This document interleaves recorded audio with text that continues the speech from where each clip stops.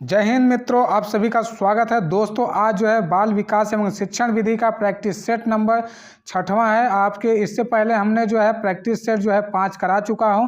इससे पहले लगभग मैं 5 प्रैक्टिस सेट मतलब आपका 150 क्वेश्चन, इसके आगे जो है मैं 30 क्वेश्चन और कराने वाला हूँ, प्रैक्टिस सेट 6। तो आइए स्टार्ट करते हैं 6वां प्रैक्टिस सेट। तो 6वां प्रैक्टिस सेट में है, पहले क्वेश्चन है कि अभिप्रेरणा का वर्गीकरण होता है। तो अभिप्रेरणा का वर्गीकरण कैसे होता है, देखिए पहला ऑप्शन है स्वाभाविक और कृत्रिम, दूसरा ऑप्शन है कम महत्वपूर्ण एवं अधिक महत्वपूर्ण, और सी है जन्मजात तथा अर्जित, डी है अभिप्रेरणा का प्रलोभन। देखिए सबसे पहले अगर बात करें तो अभिप्रेरणा शब्द जो है, अभिप्रेरणा का जो है सिद्धांत जो है अब्राहम मैस्लो ने दिया था। कौन? अब्राहम जो है अब्राहम मैस्लो। कौन है? अब्राहम मैस्लो जो है, मैस्लो ने जो है अभिप्रेरणा का सिद्धांत दिया। इन्होंने बताया कि अभिप्रेरणा जो होती है, यानी कि अभिप्रेरणा जो है 2 वर्गों में विभाजित होती है। वो कौन कौन सी है? एक होती है जन्मजात। कौन सा? एक जन्मजात, दूसरा होता है अर्जित अभिप्रेरणा। अब देखिए अब्राहम मैस्लो के अनुसार अभिप्रेरणा का वर्गीकरण हो गया। वर्गीकरण कितने शब्दों में हुआ? 2 शब्द, 2 ऐसे पद हैं जो वर्गीकरण हुआ, तो यानी कि 2 क्रिया वर्गीकृत हुई। तो एक है जन्मजात और एक है अर्जित। जन्मजात में क्या होगा? देखिए जन्मजात में क्या क्या होगा। जन्म से पहले जन्मजात मतलब जन्म के समय हमें क्या मिलेगा? हमें भूख, प्यास, विश्राम, निद्रा, ये समय जन्मजात अभिप्रेरणा है। कौन सा? जन्मजात अभिप्रेरणा है। जबकि अर्जित जो अभिप्रेरणा होते हैं, अर्जित अभिप्रेरणा वो सामाजिक से साथ रुचि, प्रतिष्ठा, ये सब जो है अर्जित अभिप्रेरणा। तो यहाँ पर अगर देखा जाए तो यहाँ पे जन्मजात और अर्जित अभिप्रेरण जो है आपका सी वाले ऑप्शन में। अभिप्रेरणा का वर्गीकरण जो है अब्राहम मैस्लो ने जन्मजात और अर्जित अभिप्रेरणा दिया था। तो अगला क्वेश्चन देखें, तो अगला है, दूसरा है सीखने की प्रक्रिया में सीखने का हस्तांतरण हो सकता है। देखिए आपका सकारात्मक हो सकता है, ए है, बी है नकारात्मक, सी है शून्य, और डी है ये सभी। यानी कि जो सीखने की हस्तांतरण है, जब किसी विषय या ज्ञान को हम सीखते हैं तो सीखी हुई बात को, विषय वस्तु को सीखने में अथवा अन्य परिस्थिति में जब हम सीखी जा रही बातों का अध्ययन अगर हमारा वो अगर किसी कार्य से अगर हमारा महत्वपूर्ण या सकारात्मक या सहयोग साबित होता है, मान लीजिए सकारात्मक अगर होता है तो यह यानी कि वह सहायक हो या घातक हो या सकार हो, तो वहाँ पे सकारात्मक जो है अधिकम आएगा। क्या? सकारात्मक जो है स्थानांतरण, सीखने का स्थानांतरण आएगा। जबकि जो नकारात्मक जो स्थानांतरण है, नकारात्मक यानी कि वहाँ पर उस स्थानांतरण पे कोई भी प्रक्रिया नहीं होती है। यानी कि जो स्थानांतरण यानी कि जो है कि हमें अगर काम को नहीं सीख पा रहे हैं तो वह नकारात्मक में आएगा। शून्य स्थानांतरण यानी कि हमें कोई क्रिया नहीं हुई है, यानी कि शून्य स्थानांतरण होगा। देखिए स्थानांतरण को देखा जाए तो जो है कई प्रकार से स्थानांतरण को डिवाइड किया गया है। एक सकारात्मक स्थानांतरण है, आप जानते हैं, दूसरा है नकारात्मक स्थानांतरण, एक शून्य स्थानांतरण, एक होता है क्षैतिज स्थानांतरण, एक होता है कौन सा? ये क्षैतिज स्थानांतरण, एक होता है ऊर्ध्व स्थानांतरण। ऊर्ध्व के बाद अब आपको बताएं तो द्विपार्श्विक अंतरण है। तो ये सभी जो है स्थानांतरण है। कौन सा स्थानांतरण है? जो है कि सीखने का काम में आते हैं। तो यहाँ पे देखा जाए तो ये सभी आएंगे। कौन सा? सीखने का भी है, शून्य का भी है, ये सभी स्थानांतरण के अंतर्गत आते हैं। अगर द्विपार्श्विक वो भी होता है, क्षैतिज भी होता है, ऊर्ध्व भी होता है, तो वो भी हम इसमें शामिल करते हैं। ठीक। अगला क्वेश्चन है कि तीसरा है, निम्न में से कौन सा मत अंतर्दृष्टि सीखने द्वारा सीखने का व्याख्या करता है? अंतर्दृष्टि द्वारा सीखने का जो व्याख्या है ये गेस्टाल्टवादी मनोवैज्ञानिकों ने किया। कौन सा? गेस्टाल्टवादी मनोवैज्ञानिकों ने किया। तो यहाँ पे गेस्टाल्टवादी में आप जानते हैं कि कौन आएगा? वो आएंगे जो है कि कोहलर आते हैं, कोहलर आएंगे, कोफा आएंगे, ये सब जो हैं गेस्टाल्टवादी मनोवैज्ञानिक है। कोहलर ने बताया था कि जो कोहलर के अनुसार बताया गया था, कोहलर ने बताया था कि जो सूझबूझ का सिद्धांत होता है, यानी कि मनुष्य अपने सूझबूझ के द्वारा जो है, सूझ और अनुभव के द्वारा जो परिस्थिति का या समस्या का समाधान करता है, वह इसी सिद्धांत में है, जो सूझबूझ का सिद्धांत। ठीक। तो यह जो है कि सिद्धांत जो है सूझबूझ का सिद्धांत, जानते हैं कि आप, जो प्रयोग सुल्तान नामक एक बंदर पे किया गया था। तो इस प्रकार के सुल्तान जो है गेस्टाल्टवादी सिद्धांत आते हैं। तो अगला क्वेश्चन है कि चौथा है किस मनोवैज्ञानिक ने सीखने की सामग्री के रूप में निरर्थक शब्दों का प्रयोग किया है? यानी कि निरर्थक शब्द कौन सा ऐसा वैज्ञानिक है जिन्होंने निरर्थक शब्दों का प्रयोग किया है? देखिए विलियम जेम्स, दूसरा स्किनर है और तीसरा एबिंगहॉस, उसके बाद से डी वाला है बार्टलैंड। देखिए एबिंगहॉस जो है ये मनोवैज्ञानिक जो है निरर्थक शब्दों का प्रयोग सीखने की सामग्री के रूप में किए हैं। यानी कि इनके प्रयोग से कहा है कि जो प्रयोग के अनुसार इन्होंने बताया था कि जो निरर्थक शब्दों का प्रयोग है, अगर हम व्यक्ति को कर रहे हैं, मान लीजिए निरर्थक कोई शब्द अगर हम व्यक्ति को प्रयोग कर रहे हैं, तो वह प्रयोग करते करते, यानी कि व्यक्ति अगर निरर्थक ही शब्द अगर प्रयोग तो कर रहा है, प्रयोग करते करते वह शब्दों को धीरे धीरे वो सार्थक शब्द में प्रयोग हो जाएंगे, जो है उसको आसान लगने लगेगा, तो वह निरर्थक शब्द जो है सार्थक शब्द में प्रयोग होगा तो आसान की प्रक्रिया में आ जाएगी। तो यहाँ पे एबिंगहॉस ने बताया था निरर्थक शब्दों का प्रयोग जो है करेंगे तो यहाँ पे एक समय आएगा कि वह निरर्थक शब्द जो है वह सार्थक शब्दों में प्रयोग हो जाएगा। तो इसीलिए जो है कहा जाता है कि प्रयोग हमेशा करना चाहिए। ठीक, अब देखिए अगला है 5वां क्वेश्चन है सीखने के लिए, यानी कि सीखने के नियम दिए हैं। सीखने के नियम आपको कौन सा दिया है? सीखने का जो है नियम जो है थॉर्नडाइक ने दिया है। आपको बताया था कि मैंने सीखने का जो नियम होता है, सीखने के जो है मुख्य नियम जो है, मुख्य नियम आपको हमने बताया था जो है तत्परता का नियम। कौन सा? तत्परता का नियम। और एक है प्रभाव का नियम, प्रभाव का नियम। एक है अभ्यास का नियम। कौन? प्रभाव का नियम, अभ्यास का नियम। ये सब सीखने का मुख्य नियम है। यानी कि थॉर्नडाइक ने मुख्य नियम बताया, यानी कि सीखने का जो नियम थॉर्नडाइक ने प्रतिपादित किया जो है कि इन्होंने बताया कि जो पशु व्यवहार जो है कि सीखने की जो क्रिया होती है, यह जो है इन्होंने सीखा, जो थॉर्नडाइक महोदय ने पशु व्यवहार के जो है क्रिया से उन्होंने सीखा कि जो कार्य है, यानी कार्य जो है आधुनिक शैक्षिक मनोवैज्ञानिक जो है न्यू जो है थॉर्नडाइक ने माना कि जो पशु के समान अगर कोई व्यक्ति है उसको सीखते रहने पर सिखाने की जो प्रक्रिया है, इस प्रकार की यह प्रक्रिया हो जाएगी। तो यहाँ पर देखा जाए तो यह प्रयोग जो है थॉर्नडाइक ने जो किया था, कौन सा हुआ था? बिल्ली पे किया था। किस पे? बिल्ली पे किया था। जबकि जो पालो ने किया था वो कुत्ते पे किया था। किस पे? कुत्ते पे किया था। स्किनर ने किसे किया था? चूहे पे किया था। किस पे? कोयलर ने किया था चिंपैंजी बंदर पे। इसको आपको समझ लेना। ठीक, तो आपका थॉर्नडाइक याद आएगा। थॉर्नडाइक जो है मुख्य नियम में तत्परता का नियम, प्रभाव का नियम, अभ्यास का नियम। थॉर्नडाइक एक और नियम देते हैं, इन्होंने दिया था गौण नियम। क्या? गौण नियम ने इन्होंने 5 गौण नियम बताए थे, जिसमें से बहु अनुक्रिया के नियम और इस तरह के कई अनुक्रियाएं को उनको नियम बताए थे। ठीक, तो अगला क्वेश्चन देखें तो अगला 6वां सीखना है। देखिए आपके क्वेश्चन में इस तरह से जो है प्रीवियस ईयर क्वेश्चन है, इसको सेम टू सेम जो है क्वेश्चन है जो टाइप किया गया है, टाइप करने में या किसी प्रकार की अगर एरर आती है तो इसमें जो है टाइपिंग मिस्टेक होगी, और बाकी को क्वेश्चन जो है सेम टू सेम है। इस तरह का क्वेश्चन जो है पूछा गया है, जो हम प्रैक्टिस सेट इसको बनाकर आपको प्रस्तुत कर रहे हैं। तो आपको जो है सीखना है, तो सीखना किस प्रकार की क्रिया है? देखिए व्यवहार में परिवर्तन है, अनुभव तथा अभ्यास का परिणाम है, व्यवहार में अपेक्षाकृत अस्थायी परिवर्तन, मतलब ये सभी है।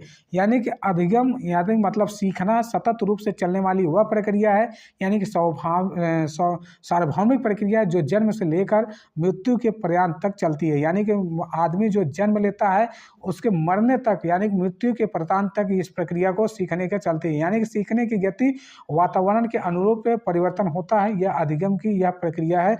अधिगम को देखा जाए तो यहाँ पे परिपक्वता भी है, पूर्व अनुभव के अनुसार इस पर क्रिया भी किया जाता है।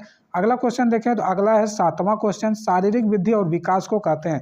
देखिए शारीरिक वृद्धि जो होती है यह एक प्रकार की अभिवृद्धि है। क्या है? शारीरिक जो वृद्धि होती है, शारीरिक वृद्धि होगी यह प्रकार की अभिवृद्धि है, और विकास जो है एक प्रकार की वृद्धि भी है। विकास तो जीवन पर्यंत चलने वाली प्रक्रिया है, मगर शारीरिक वृद्धि एक निश्चित समय एवं निश्चित सीमा तक ही चलती है। तो शारीरिक विकास को आपको ध्यान में रखना है, जिसे ग्रोथ हम जो ग्रोथ कहते हैं GROTH, ठीक, इसको हम ग्रोथ कहेंगे। ठीक, तो GROWTH इसका है ग्रोथ, इसको हम ग्रोथ कहते हैं, यानी शारीरिक वृद्धि को अभिवृद्धि कहते हैं। शारीरिक विकास और विकास को अभिवृद्धि कहेंगे। शारीरिक विकास एक निश्चित समय तक ही चलेगा, वह जाकर रुक जाएगा, जबकि जो है विकास जीवन पर चलने वाली प्रक्रिया है, यह अभिवृद्धि के अंतर्गत आएगा। अगला क्वेश्चन है कि 8वां क्वेश्चन है, चिंतन संज्ञानात्मक पक्ष में एक मानसिक क्रिया है, यह कथन किसका है। देखिए यह कथन दिया गया है, यह कथन रास द्वारा किया गया था। किसके द्वारा? रास द्वारा बताया गया है कि जो चिंतन होता है वह एक प्रकार की मानसिक क्रिया है, यानी कि मानव जो है चिंतित होता है, यानी कि चिंतन की क्रिया से जो है मानव अपने कार्य को करता है, यानी कि जो चिंतन करके वह तर्क करता है, बौद्धिक क्रिया में चला जाएगा, तो इस प्रकार के चिंतन का कार्य करेगा। ठीक। अगला है कि मानव जो बाल मनोविज्ञान के आधार पर कौन सा कथन सर्वोत्तम है, यानी कि सारे बच्चे एक जैसे होते हैं, कुछ बच्चे एक जैसे होते हैं, सी है कुछ बच्चे विशिष्ट होते हैं, डी है प्रत्येक बच्चा विशेष होता है। देखिए बाल मनोविज्ञान में हर बच्चे के लिए जो है एक विशिष्टता लाना जरूरी है। देखिए मानव जो है एक समान तो नहीं होता है, उसका व्यक्तित्व, उसका गुण, उसका किसी न किसी प्रकार की भिन्नता आएगी, यानी कि सारे बच्चे एक जैसे होते हैं, ये बिल्कुल गलत है। कुछ बच्चे एक जैसे हो सकते हैं मगर सारे बच्चे नहीं। कुछ बच्चे एक जैसे हैं मगर इतना भी सटीक नहीं है कि सब उसके हर गुण एक समान हो। हर गुण एक समान नहीं हो सकता है। सभी बच्चे विशिष्ट भी नहीं हो सकते हैं। प्रत्येक बच्चा विशिष्ट हो सकता है, यानी कि प्रत्येक बच्चा उसमें कुछ न कुछ विशेषता आएगी। बालक के जो है सामान्य बालक के हो जो होगा उसमें कुछ न कुछ विशिष्ट, यानी कि प्रत्येक बालक में विशेषता कुछ न कुछ आएगी। ठीक। अगला क्वेश्चन देखें तो अगला हमारा है 10वां क्वेश्चन है, बाल मनोविज्ञान का केंद्र बिंदु कौन सा है। बाल मनोविज्ञान का केंद्र बिंदु कौन सा है, केंद्र में किसको रखना चाहिए। आप जानते हैं कि जब बाल शिक्षा होती है, यानी कि बालक को केंद्र में रखकर जब हम शिक्षण कार्य करते हैं, जब शिक्षण कार्य होगा तो वह एक सक्रिय भूमिका होगा। बाल मनोविज्ञान में मुख्य केंद्र अगर बालक को माना जाए तो वह जो है कि सक्रिय भूमिका रूप में होगा, यानी कि सक्रिय शिक्षा होगी। यानी कि इसके अनुसार जो है पाठ की जो है निर्धारित भी करना चाहिए बालक के अनुसार, यानी कि जो है विकास भी होगा तो सकारात्मक विकास इसके अनुसार होगा। अगला क्वेश्चन है कि 11 है, अच्छी स्मृति की विशेषताएं हैं। अच्छी स्मृति जो होती है उसे कैसे है, शीघ्र पुनः स्मरण, शीघ्र पहचान, अच्छी धारणा, ये सभी। देखिए अच्छी स्मृति है पुनः स्मरण करना, शीघ्र पहचान करना, अच्छी धारणा करना, ये सभी। स्मृति आप जानते हैं कि हमारी वह क्षमता, यानी कि हमारा वह जो है स्मृति होता है जिसे हमें पुरानी ज्ञान या किसी भी ज्ञान को हमें हमारे नए ज्ञान में जो है कार्य करने में सहायक होती है। स्मृति हमारी कहलाती है वह वातावरण या प्रभावकारी ढंग से समायोजन भी करती है वातावरण में, तो यहाँ पर जो है स्मृति आएगी। तो यह शीघ्र पहचान और शीघ्र अनुभव या पुनः पहचान या समायोजन, इस प्रकार के जो है वह सभी जो है हमारी अच्छी स्मृति के अंतर्गत ये विशेषताएं होती हैं। अगला क्वेश्चन देखें तो अगला है क्रोध जो है अगला है 12वां है, संवेग शब्द का शाब्दिक अर्थ। संवेग जो होता है पहला है क्रोध और भय, और दूसरा है स्नेह तथा प्रेम, सी है उत्तेजना तथा भाव उथल पुथल, और डी है उपरोक्त में से कोई नहीं। देखिए संवेग जो होता है, संवेग यानी कि शाब्दिक अर्थ इसका हो गया वेग से युक्त, यानी कि वेग से युक्त है, यानी कि वेग से जुड़ा हुआ, वेग से जुड़ा हुआ, वेग युक्त कह सकते हैं या वेगवान कह सकते हैं, वेग से होकर कार्य करने वाला कह सकते हैं। तो यहाँ पे संवेग का मतलब हो गया उसमें कुछ न कुछ ऐसी क्रिया होती रहनी चाहिए जो हमारे संवेग में हो, यानी कि उत्तेजना हो या अभाव हो या उथल पुथल हो, इस प्रकार की। यानी कि क्रोध भय खाली नहीं रहेगा, स्नेह प्रेम नहीं रहेगा, यहाँ पर उत्तेजना और भय, यानी कि भाव उत्तेजना भाव उथल पुथल, ये सभी क्रियाएं जो है संवेग में रहेंगी, तो यहाँ पर होगा। यानी कि जो संवेग है, यानी कि हम जिसे मोशन कहते हैं, मोशन कहते हैं अंग्रेजी में, संवेग जो है मोशन यानी कि गति होती है, इस प्रकार की जो संवेग होती है। यानी कि मोशन जो शब्द है, यानी कि जो मोशन है, मोशन को संवेग को इमोशन कहते हैं, गति को मोशन कहेंगे, संवेग को इमोशन कहेंगे। कौन सा? इमोशन। संवेग को जो है इमोशन कहेंगे, जबकि गति जो होता है या मोशन होता है, ई जो है बता रहा है हमारा जो होता है, यानी कि जो ई हमारा है, ई मतलब अंदर से, यानी कि मोशन मतलब मोशन का गति का मतलब हो गया यह गति जो है बाहर से, यानी कि अंग्रेजी में इमोशन शब्द का अर्थ हो गया आंतरिक भाव को बाहर की ओर देना, यानी कि बाहर की ओर से हमें गति प्रदान करना। ठीक।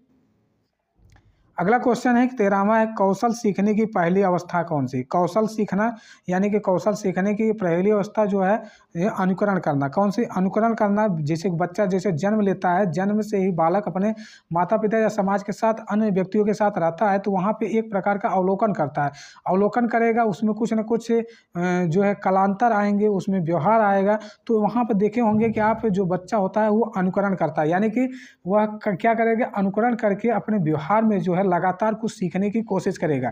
यानी कि इसी प्रकार हम कह सकते हैं कौशल या किसी विशेष प्रकार की योग्यता हासिल करना की पहली अवस्था है अनुकरण करना। क्या करें? अनुकरण से जो है बालक जो है पहली अवस्था में ही यानी कि माध्यम से, पहली अवस्था के माध्यम से ही वह कौशल सीखता है। कौन सा?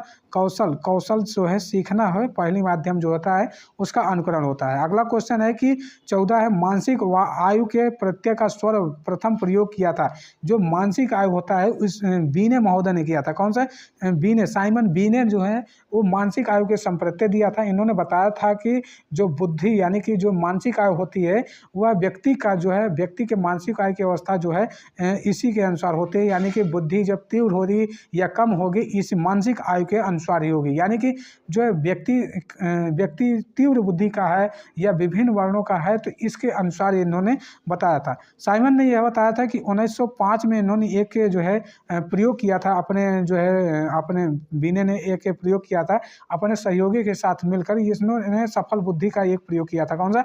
बुद्धि पर एक प्रयोग किया था। जो बुद्धि जो है एक सफल तरह के, एक सफल बुद्धि मान सकते हैं, वह सफल परीक्षण था इनका। अगला है 15वां है, सहस्तावस्था के लिए उत्तम शिक्षण व्यवस्था कौन सी होनी चाहिए? देखिए यहाँ पे शिक्षण व्यवस्था सभी दी है, मांटेसरी विधि, खेल विधि और एक ऐसी किंडरगार्टन विधि और डी है सभी। देखिए यहाँ पर बात करें तो मांटेसरी विधि जो है मारिया मांटेसी, डॉक्टर मारिया मांटेसी है, इन्होंने स्कूल में जो है खेल खेल के माध्यम से है बालक को शिक्षा देने का काम किया है। खेल विधि जो है, खेल विधि में भी खेल खेल के माध्यम से शिक्षा दी जाती है। किंडरगार्टन विधि जो है यह फ्रोबेल का है। फ्रोबेल महोदय ने बताया था कि जो है जो शिक्षक होता है उससे माली के समान और जो है बालक होता है उसको जो है किस समान देना चाहिए, उसको पुष्प के समान जो है सेवा करना चाहिए। तो उन्होंने बताया तो किंडरगार्टन के जो है बच्चों के बगीचा इन्होंने बताया, बालवाड़ी का जो है बताया था ये, यानी कि ये सभी हो जाएंगे। सहस्तावस्था के उत्तम शिक्षण की व्यवस्था की बात करें तो ये सभी हो जाएंगे। यानी कि यहाँ पे देखा जाए तो 15वां का आंसर ये सभी को हमको लगाना है। ठीक, अगला क्वेश्चन देखें तो 16वां है, बाल विकास में, यानी कि बाल विकास में क्या होता है? प्रक्रिया पर बल होता है, वातावरण व अनुभव की अनुभूति होती है, सी है गर्भावस्था से किशोरावस्था तक अध्ययन होता है, डी उपरोक्त में सभी पर होता है। देखिए बाल विकास जो होता है, बाल विकास जो है बाल प्रक्रिया पर बल दिया जाता है, ये बिल्कुल सही जवाब है। जबकि वातावरण व अनुभव की अनुक्रिया पर बल देता है, ये भी सही है। गर्भावस्था से लेकर किशोरावस्था का अध्ययन किया जाता है, बिल्कुल सही है। यहाँ पे देखा जाए तो ये तीनों सही है, तो यहाँ पे डी वाला ऑप्शन को लगाएंगे, उपरोक्त में से सभी सही है। यानी कि जो बाल विकास होगा, बाल विकास क्या होगा? उपरोक्त में सभी होगा, क्योंकि बालक जो होता है गर्भावस्था से लेकर किशोरावस्था तक यहाँ पर अध्ययन किया जाता है। यानी कि जो वंशानुक्रम का विकास जो पड़ेगा वो प्रभाव पर पड़ेगा, किसी न किसी माध्यम से बालक पे पड़ेगा। तो यहाँ पे अवस्था जो है मान सकते हैं किशोरावस्था, जो है गर्भावस्था से किशोरावस्था बाल विकास का अध्ययन किया जाता है, वातावरण का भी, प्रक्रिया पे भी। तो डी वाला ऑप्शन आपका बिल्कुल सही हो जाएगा। तो अगला क्वेश्चन देखें तो 17वां है, बाल विकास का अध्ययन केंद्र कौन सा है? देखिए बाल विकास पहला है बाल विकास के विभिन्न अवस्थाओं का अध्ययन, बी है वातावरण का बाल विकास पर पड़ने वाला प्रभाव, सी है व्यक्ति की भिन्नताओं का अध्ययन, डी है उपरोक्त में से सभी। देखिए यहाँ पे देखिए सभी वाले प्रश्न पे थोड़ा सा जो है सीरियस रहना पड़ेगा, क्योंकि सभी वाले प्रश्न में कभी कभी पूरे सही हो जाते हैं, कभी कभी वहाँ पे एक ही ऑप्शन सही होता है। तो इसको आपको सीरियस से ध्यान में रख के इसको जो है सॉल्व करना है। तो यहाँ पर जो है जो बाल विकास होगा यहाँ पर डी वाला ऑप्शन बिल्कुल सही होगा, कि यहाँ बाल विकास से विभिन्न अवस्थाओं का अध्ययन किया जाता है। उसमें विभिन्न अवस्था जो होगी, एक सहस्तावस्था होगी, एक बाल्यावस्था भी होगी, बाल्यावस्था एक होगी, किशोरावस्था, किशोर जिसे हम कहते हैं किशोरावस्था, एक होता है जो किशोरावस्था। यानी कि इन तीनों के जो है बाल्यावस्था में अवस्थाओं का जो है अध्ययन किया जाता है। बाल्यावस्था 3 तक आती है, किशोरावस्था तक बाल्यावस्था का अध्ययन किया जाता है। ठीक, तो अगला क्वेश्चन देखें तो 18वां है, सर्वाधिक उपयुक्त जीवित यानी कि जो है सर्वाइवल ऑफ द फिटेस्ट कहते हैं कि रहता है। सिद्धांत किसका है? सर्वाधिक उपयुक्त जीविता का सिद्धांत किसका है? यह सिद्धांत जो है वह सिद्धांत डार्विन का है। किसका? डार्विन का सिद्धांत है। इन्होंने बताया था, चार्ल्स डार्विन ने कहा था कि क्रम विकास को सिद्धांत के अनुसार इन्होंने प्रतिपादित किया था कि क्रम विकास जैविक आबादी जो है, जैविक आबादी यानी कि अनुवांशिक जो है, अनुवांशिकी जो होता है, अनुवांशिक क्या हो? अनुवांशिक लक्षणों के पीढ़ी दर पीढ़ी परिवर्तन कहते हैं। पीढ़ी दर पीढ़ी इसको परिवर्तन कहते हैं, परिवर्तन को कहते हैं। इसी सिद्धांत के अनुसार इन्होंने बताया था कि प्राणी स्वयं को प्रकृति के अनुरूप नहीं ढाल पाता तो वह अस्तित्व को समाप्त कर लेता है, तथा केवल वे ही प्राणी जीवित रहते हैं, वे ही प्राणी जीते रहते हैं जो स्वयं के प्रकृति के अनुरूप ढाल लेते हैं, यानी कि जो है स्वयं को अपने अनुरूप रखेंगे वह जो है प्राणी जीवित रहेंगे। इसी प्रकार जो है डार्विन ने इस प्रयोग में इन्होंने बताया था, इस सिद्धांत में। तो यह सर्वाधिक उपयुक्त जीवता का सिद्धांत यही होता है। अगला क्वेश्चन है कि 19वां है, बीने साइमन परीक्षण द्वारा मापन किया जाता है। बीने साइमन ने बताया था कि यह इन्होंने क्या किया था? सामान्य बुद्धि परीक्षण, और बी है विशेष बुद्धि परीक्षण, सी है अभिवृद्धि परीक्षण, और डी है अभिक्षमता का जो है किस प्रकार दिया जाता है। देखिए, जो बीने महोदय ने इन्होंने बताया था कि बुद्धि का परीक्षण, अब बुद्धि का परीक्षण में इन्होंने सामान्य बुद्धि बताई थी। क्या? सामान्य बुद्धि का परीक्षण बताया था। इन्होंने जो है 1905 में अपने सहयोगी के साथ है जो है मिलकर जो है एक मनोवैज्ञानिक जो है बुद्धि का परीक्षण किया था। इन्होंने बताया था कि जो है 1905 में जो है बुद्धि का जो है परीक्षण किया जाता है। ठीक, तो यहाँ पे जो है आपका आंसर जो है ए हो जाएगा। सामान्य बुद्धि जो है बीने साइमन के अनुसार सामान्य बुद्धि, इसको लगा सकते हैं। अगला क्वेश्चन है, 20वां संवेगात्मक विकास को प्रभावित करने वाला कारक कौन सा है? संवेग को कौन से विकास जो है प्रभावित करेंगे? देखिए, संवेग को जो है शारीरिक अवस्था और मानसिक अवस्था, थकान, ये सभी जो है संवेग को प्रभावित करेंगे। यानी कि संवेग जो है, विकास का तात्पर्य व्यवहार के परिवर्तन से है। जैसे परिस्थिति उत्पन्न होती है उसी के अनुरूप बालक अपने संवेग को यानी कि अपने व्यवहार को परिवर्तित यानी कि प्रदर्शित कर लेता है। ठीक, तो इस संवेग को विकास कई प्रकार से हम कर सकते हैं, जैसे कि हमारे बाहरी संवेग भी होते हैं कि हमारा जो है शारीरिक संवेग, मानसिक संवेग, थकान है, ये इसमें परिस्थिति हैं, ये सभी जो है हमारे जो है संवेग के अंतर्गत आएंगी। इन सभी को आपको नोट करके रहना है। देखिए, 21वां क्वेश्चन है, सामाजिक प्रत्याशाओं के अनुरूप व्यवहार की योग्यता का अधिगम सामाजिक विकास कहा जाता है। उत्कथन है। देखिए, 21 क्वेश्चन जो है ये है जो है हरलाक का है। किसका? हरलाक का है। हरलाक ने बताया था कि जो है कि बालक जो होता है यानी कि जो जिन्होंने अपना जो प्रभाव दिया, यानी कि बालक के विकास में अधिगम के लिए इन्होंने अपना प्रभाव दिया। बताया कि जो सामाजिक प्रत्याशाओं के अनुरूप जो बालक की योग्यता का अधिगम जो है सामाजिक विकास के अनुसार होता है, यानी कि सामाजिक के अनुसार बालक का विकास होगा, यानी कि बालक में समाज के वातावरण के अनुसार बालक की क्रिया होगी और बालक के सीखने का काम होगा। ये सामाजिक वातावरण के अनुसार हरलाक ने बताया था। अगला क्वेश्चन है कि सीखने का सर्वाधिक उपयुक्त अर्थ, जो है सीखने का सर्वाधिक उपयुक्त अर्थ जो है वो किसके? कौशल अर्जन, ज्ञानार्जन, व्यवहार में परिमार्जन, वैयक्तिक समायोजन। देखिए, सी वाला ऑप्शन देखेंगे आप तो व्यवहार में परिमार्जन है। कौन सा? व्यवहार में परिमार्जन है, यानी कि अधिगम सीखने का मुख्य उद्देश्य बालक के व्यवहार में परिमार्जन लाना है, यानी कि ताकि जो है वह अपने अनुरूप यह खुद को समायोजित कर सकते, यानी कि जो बालक होता है वह अपनी स्थिति को समायोजन कर सके, यानी कि खुद को समायोजित कर सके, यानी कि जो है बालक होता है वह किस परिस्थिति में, किस समायोजन में वह अपने आप को समायोजित कर सकते हो। आपका ऑप्शन जो हो जाएगा कौन सा? जो है 22 का सी हो जाएगा। ठीक, अगला है 23वां है, वाणी दोष नहीं है। देखिए, वाणी दोष नहीं है कौन सा? ध्वनि परिवर्तन और अस्पष्ट उच्चारण, बी है धीमी या तेज गति में बोलना, सी है हकलाना और तुतलाना, डी है तीव्र अस्पष्ट वाणी। देखिए, वाणी दोष का अर्थ की बात करें तो यह स्पष्ट रूप से कह सकते हैं कि वाणी का दोष यानी कि ध्वनि परिवर्तन या अस्पष्ट उच्चारण। जब बालक किसी प्रकार से अस्पष्टता या ना कर सके यानी कि उच्चारण में दोष आता है तो इस प्रकार के जो है दोष जो है वो जो है नहीं होगा, क्योंकि यह पॉजिटिव है, यानी कि यह जो है दोष आ सकता है।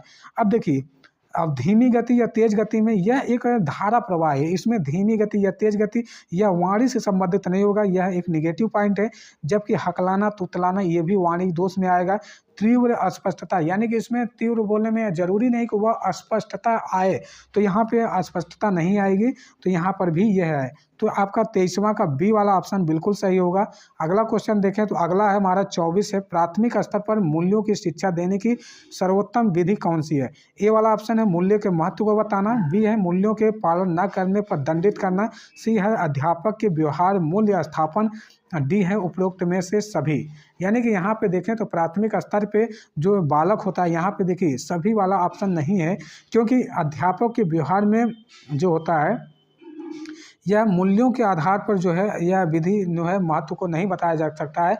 यानी कि हमारा समाज यानी सांस्कृतिक रूप से बहुआयामी है, हमारा समाज जो है सांस्कृतिक रूप से बहुआयामी है, इसलिए शिक्षा के द्वारा उन सार्वजनिक और शाश्वत मूल्यों का विकास होना चाहिए जो हम लोगों को एकता की ओर ले जा सके। यानी कि प्राथमिक स्तर पर मूल्य आधारित शिक्षा देने की कई विधियाँ होती हैं, जैसे कि उसमें अगर बात करें तो यहाँ पर होगी महान व्यक्तित्व के गुणों के बारे में बताना, यानी कि मूल्यों के महत्व को बताना, यानी कि सर्वोत्तम ये सब विधि हैं, यानी कि विधि हैं। तो यहाँ पे देखा जाए तो यहाँ पे जो है व्यवहार में मूल्यांकन, यहाँ पे ये जो है विधि जो है ये प्राथमिक स्तर पर व्यवहार में मूल्यांकन ये विधि है। ठीक, इस तरह से हम इसको नोट कर लेंगे। अगला क्वेश्चन है कि मूल्यों के वर्गीकरण में सम्मिलित नहीं है।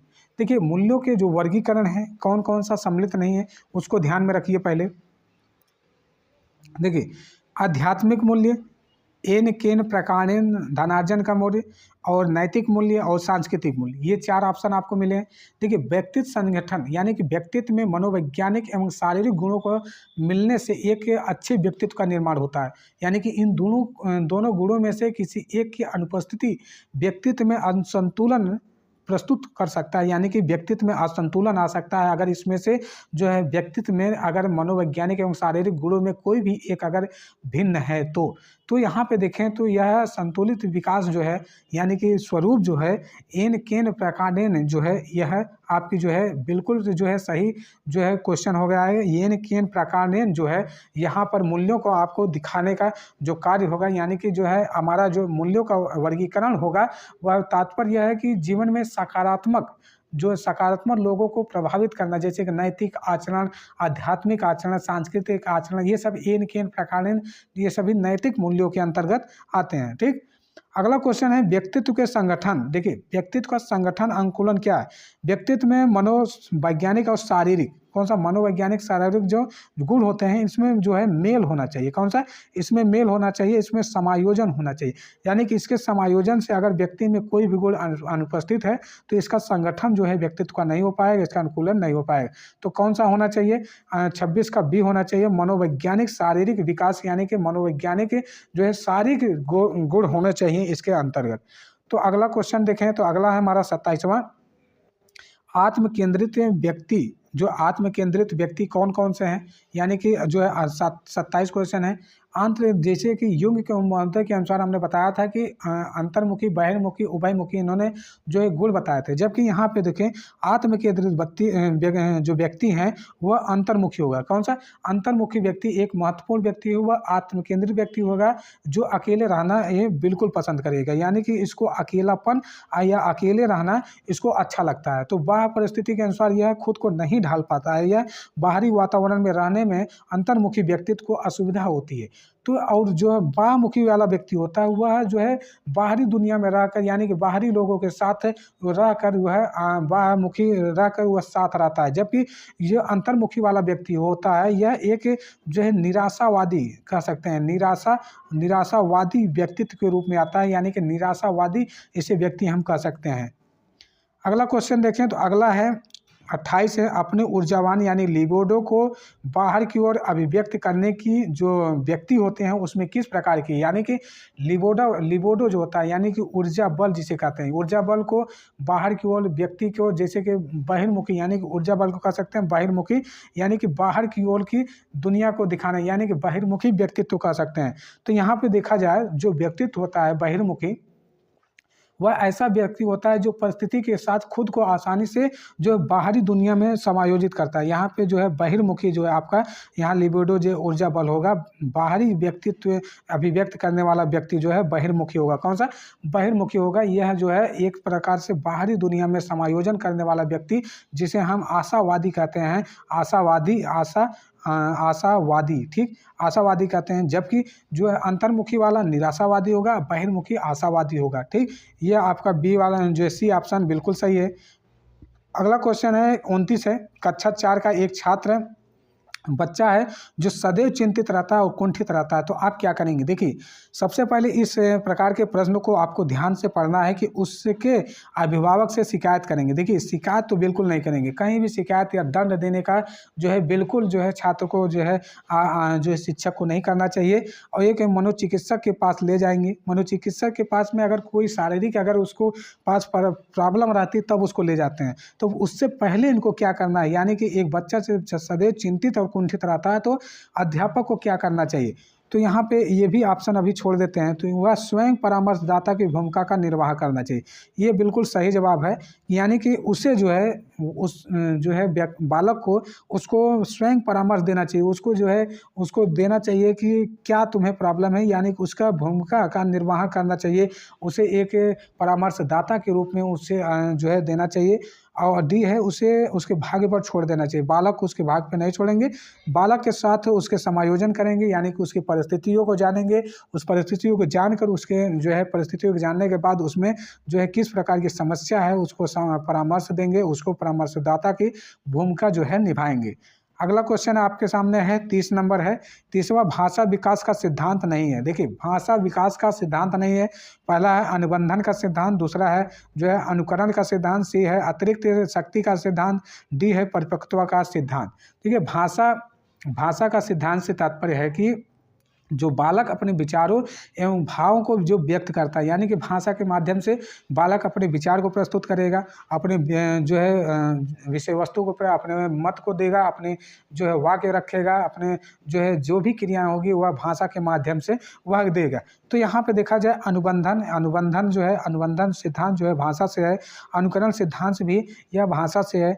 पर अतिरिक्त शक्ति का जो शक्ति, देखिए शक्ति और बल का इस्तेमाल इसमें नहीं होना चाहिए। भाषा में शक्ति बल का इस्तेमाल नहीं होगा, जबकि परिपक्वता का निर्माण इसमें होगा। यानी कि नहीं पूछा है तो यहाँ पे सी ऑप्शन आपका बिल्कुल सही होगा। तो उम्मीद है कि यहाँ पे 30 क्वेश्चन हम आपको करा दिए हैं। उम्मीद है कि यह सेशन आपको जो है अच्छा लगा होगा। अगर किसी प्रकार की अगर कोई प्रॉब्लम होती है तो आप अपना फीडबैक दीजिएगा। और साथ ही साथ इस क्लास को यहीं पर समाप्त करते हैं। आज के लिए इतना ही, धन्यवाद।